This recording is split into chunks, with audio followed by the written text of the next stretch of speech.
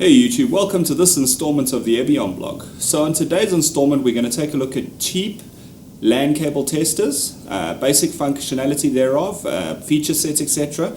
Although they're all very similar, they obviously all do their jobs very differently. So what we're going to do now is we're going to take a look at the three that I have and use and see how they stack up against each other, and then we'll talk about the differences between them at the end. Hey everyone. So today we're going to take a look at one of these cheap sort of LAN tester, cable testers, and just see how it functions. But first of all, I just want to let you guys know these work with a single 9-volt battery on the main unit, and they do separate. Okay, so you can place them in two different locations to get the cable tests done. But let's just take a look at some of the functionality over here. As you can see here, we have the ones that we need, the RJ45 on both of them. Now, the simplest way that these LAN testers actually work is what they do is they actually test your cable.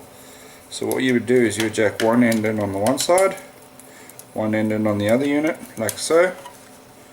Right, there you have it, connect it up, and then you would switch it on. Now what it'll do is it's going to scan through from 1 to 8 and of course ground. And if there are any breaks in the connection, those breaks will show up. It's quite a simple sort of device. I mean, there's nothing complicated about that, but it does the practical job of testing the LAN cable and being able to actually see if there's any problems with the LAN cable and that sort of thing. So yeah, it's quite good. It's nifty for that sort of work for sure. I just want to see if we can fix focus on this over here. So yeah, that pretty much covers it. So as you can see, there we go, I'm on fixed focus now. So you'll see it'll scan from 1, 2, 3, 4, 5, 6, 7, 8. That's your 8 wires, and both sides are tallying up. So yeah, no problems at all with that cable over there. As I said to you, it's a very simple way of seeing if there's any cable faults or anything such going on down the line.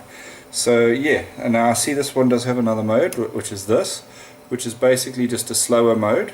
So you can, if you pick up a glitch or something like that, you can run it a bit slower and play with the cables maybe and see if there's any sort of glitching. And yeah, that's pretty much it. There's no difference between this one and the bigger fancier ones, except that this one cannot be used on a live circuit.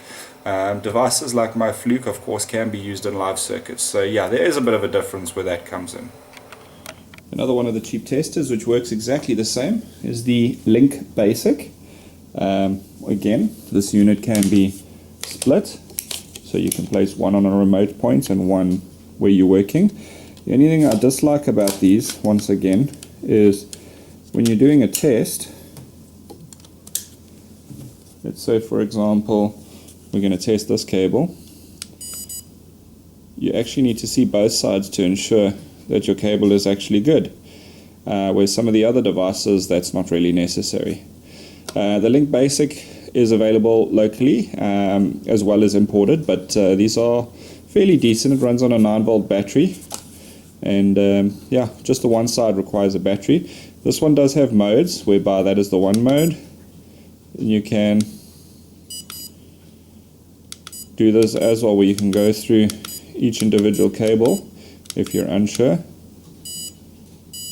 and then you can switch it off. Not a bad unit. It doesn't do BNC, it only does RJ45 and RJ11, but definitely does get the job done. And lastly over here, this is my favorite of the cheaper sort of testers. This one here, again, you can separate. This is your remote unit, and this is your primary unit.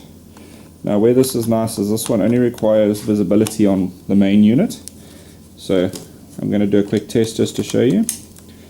We'll plug the cable in, like so, and then you basically hit the test button once. It'll check all the pairs, good, and it's connected in line perfectly. If it was twisted, it would show you crossover, no connection, short circuit, and then obviously coax is the same. And if there's a break, it'll show you a disconnection on the LED to show you which cable or which pair or whatever the case may be. So very nice unit. Like I say, you don't need to have this unit this side. You can just run it like that and get your result. Very, very nice, and still one of my favorites on the cheap line stuff. Hey, so that concludes that video, and basically I've shown you the three that I make use of. We've got the two cheaper models, the Link Basic and the other sort of no-name brand one, and then we've got that really nice one which I showed you at the end. They go under different brands, but that one's nice whereby the remote unit, you don't have to have it in sight. You can place it somewhere, you can go to the other end of the building or whatever, push that test button, it'll tell you if the cable's good. So for me that one's definitely the winner, and yeah, I'll let you guys know if I can acquire some of those or bring them in, and then if I can, we'll see what the interest level is like. So if anybody's interested in getting their hands on one of those, comment on the video below and we'll see what we can do for you. Thanks for watching.